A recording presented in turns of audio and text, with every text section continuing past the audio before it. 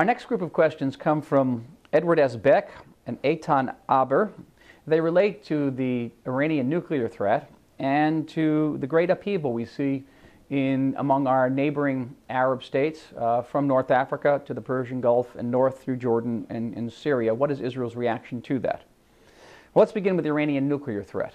That, to me, and from the Israeli perspective, is the paramount threat facing not just Israel but all Middle Eastern nations, and not just in the Middle East. The Iranian influence is extended now through its missile program to Western Europe, and Iranian agents are active in South America, close to the United States as well.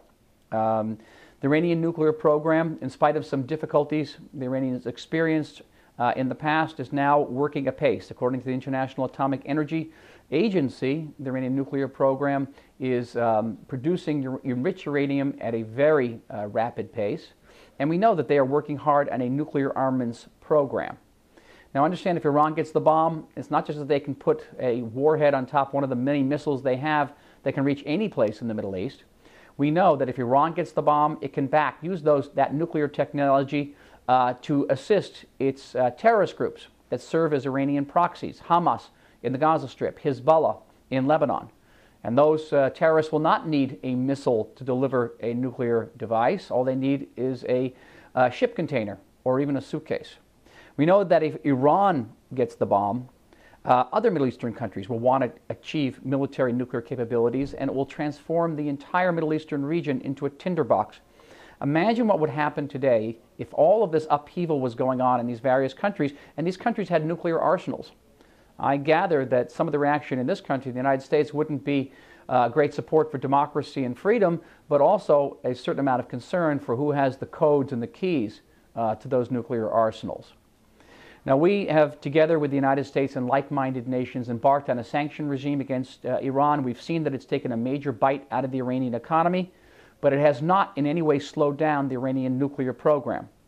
And therefore, we hope that the position of the United States, which is all options remain on the table, and by the way, that's our position as well, all options remain on the table, we hope that that position will be given credibility, so that not only do people say it in the United States and Israel and elsewhere, but that the people in Tehran, the rulers in Tehran, that they believe that all options are on the table.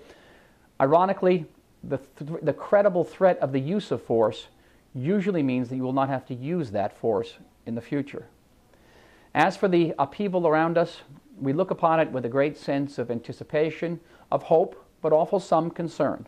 We've had some bad experience in the past in Lebanon, in Gaza, and in Iran, where democratic movements were hijacked by Islamic extremists and transformed into terrorist movements and terrorist states, some of whom fired thousands of missiles against us.